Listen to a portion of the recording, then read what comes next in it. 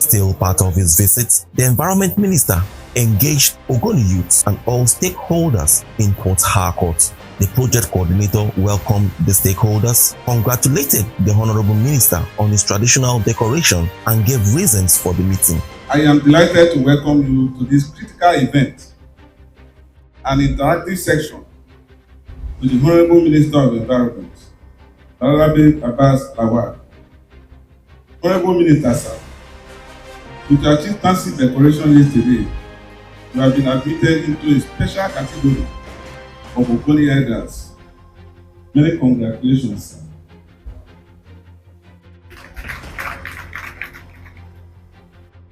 My dear people of OGONI, this interactive section is convened to give you a direct interface with the Honorable Minister to get your valuable feedback and explore ways to enhance our strategies for effective service delivery.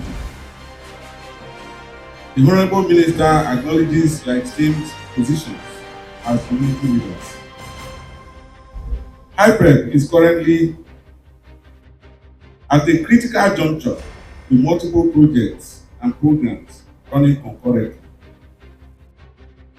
The dedicated community support is critical for our success, and today's section provides an opportunity to hear your insights and suggestions for improvement.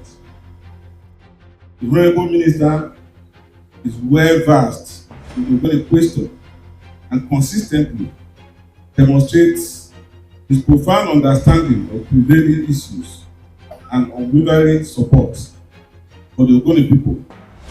Under his leadership at the Federal Ministry of Environment, HYPREP has witnessed remarkable growth, which is evident in the numerous commissioned and ongoing projects.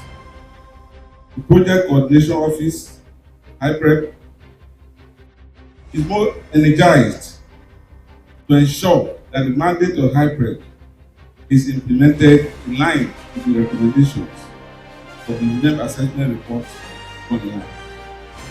In his remarks, the Honorable Minister of Environment still reminded all the OGONI stakeholders of President Bola Ahmed Tinubu's commitment to the cleanup of OGONI land, but also said that the cleanup has a timeline and an expiring date.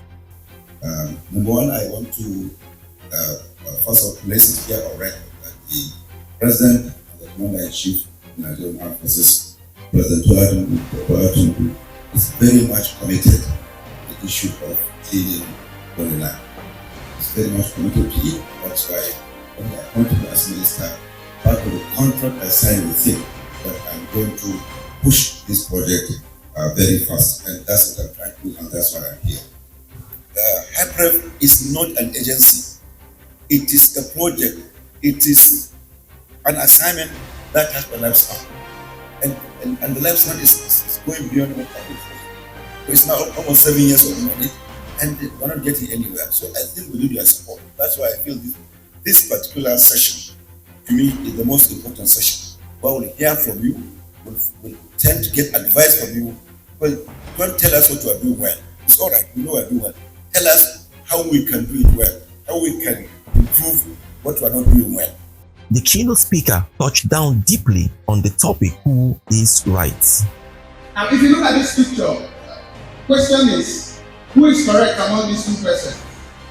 If you look at it, one is saying 5, one is saying 7 laws. There are lots of rules here. And from the angle the man on red is looking at it, he is saying 5. The guy on black is saying 7 rules from his own perspective. It is just a matter of where each person is standing at time. It doesn't necessarily mean that any of them is right or the other is wrong. For one to be right, the other does not necessarily have to be wrong. And from this picture, next, just click it, yeah. It then means who is right. So the question will be who is right. Let's go through. Next. Unity is key, I will say that. So there are about 4 things I'd like to discuss here. Please quickly. There are loads of opportunities to benefit the people. Not just you and I sitting in this room. I always would say it, whatever we do with OGONI issues and resources, I will always be fine as a person. But there are people in our communities, in the deepest and the hinterlands, that cannot have a better life unless we make the right decision as members of the elite and people who are leaders of our people. So these opportunities are there. We must take advantage of them. Starting with IPREP. IPREP is a massive opportunity that I think we should take advantage of. But then there's a caution, we are running out of time. I think the Honourable Minister has just said that this project was time bound, and that time is going gradually. And it seems we are not aware. Go back, sir. It seems we are not aware that the time is running out. What do? We must then unite as a people. We must then speak with one voice. We must then move from one direction. The Honourable Minister has said we want very frank feedback, as frank as they can be, and I think that's the best you have done for us today, sir. Thank you very much. Various stakeholders present took turns to express themselves about the cleanup so far. I think that I have been opportune at some level to intervene in some of the simplification issues. And part of the challenge has been, I don't like the last speaker presented. This project is a product of the collective struggle of the OGONI people. So, of course, consequent upon that, many of the people feel that they should stand a chance to benefit whatever is coming from the project. And that has actually been one of the biggest challenges that has happened in a situation where you are giving 100% contracts and then 20% going to OGONI people. That becomes a big challenge. Most of the contracts or contractors, in fact, most of the litigations are coming from the fact that contractors from the area are saying they are not getting the contracts. Let me mention specifically the issue of women agricultural value chain, that people have been trained, and unlike what was proposed, that project has not been implemented to the letter. It is very sad that the first major livelihood program that HANPREP initiated has so far been a spectacular failure. And we shouldn't allow it. All those women who have been trained, nobody has been empowered. Every moment we are being empowered by the number of calls we are receiving. What next? And it appears that HANPREP has apparently abandoned that project. It shouldn't be in place.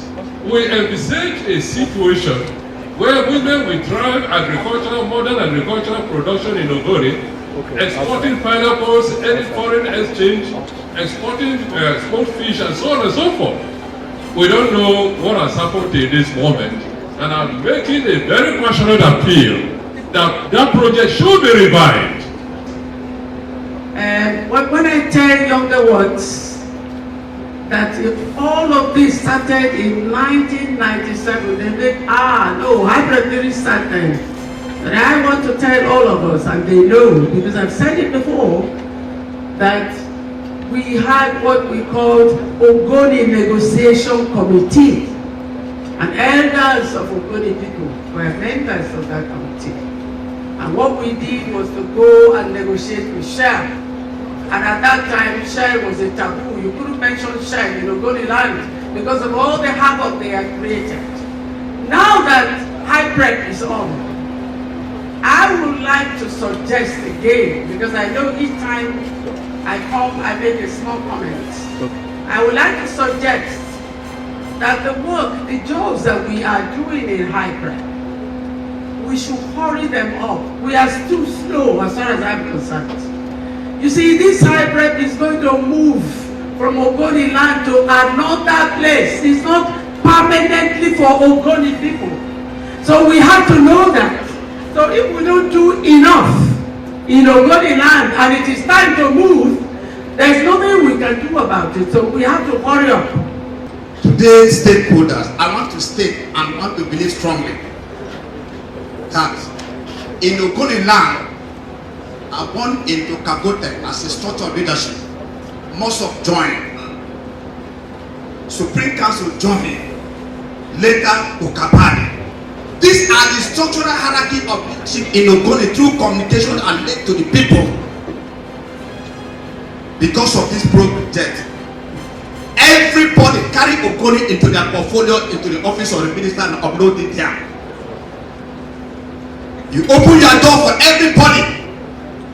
So therefore, my advice is to restrict this project, restrict administration to the structure of leadership in Ogoni. Finally, comment.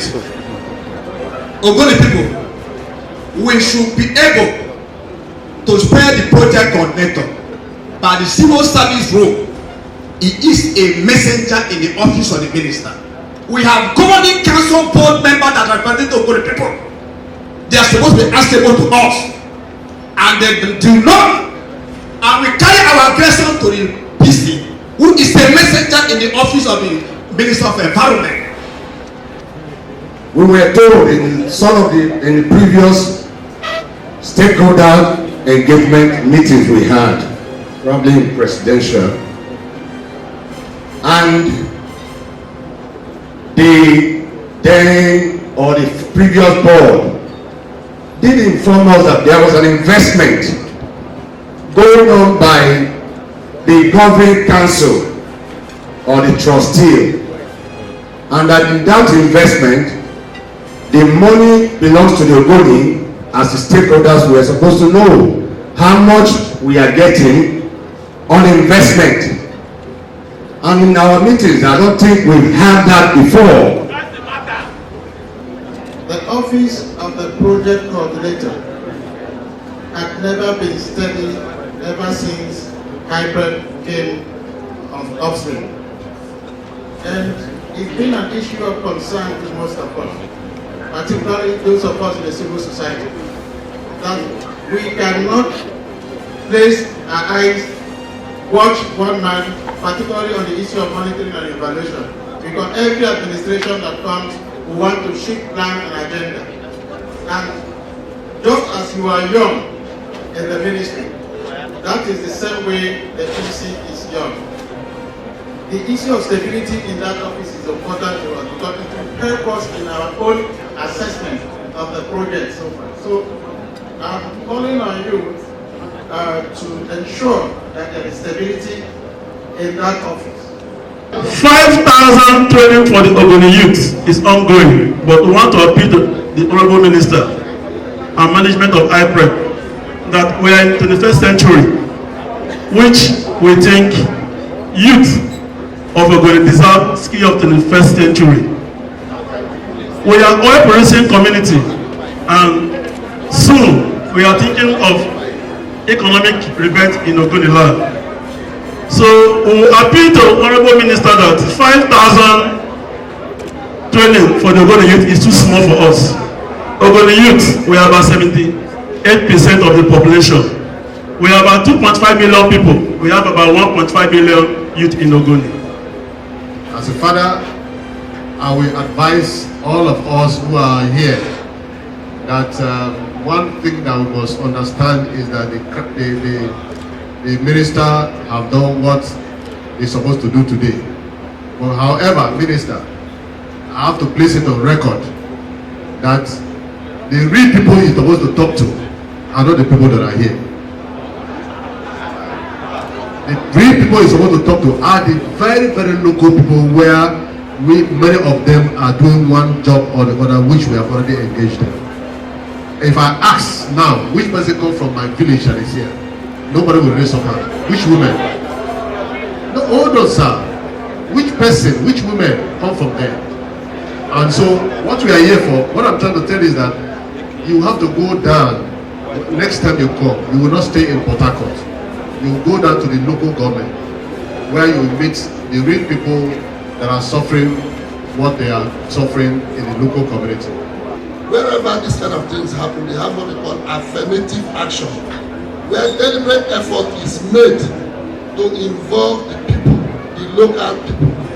I had said it to several ministers before you, but I have not had the opportunity of meeting you, that special contracts should be set aside for our people. Let them look at those who are competent If there are no competencies, they should train them on it. So that when this job is over, we will also have our people who are now experts in this area of remediation. The Honorable Minister of Environment finalized his visit with an interface with HYPREP staff and just after his brief session with UNEP officials and departed for Abuja, Nigeria's capital. Ekikere Udom, Box TV News.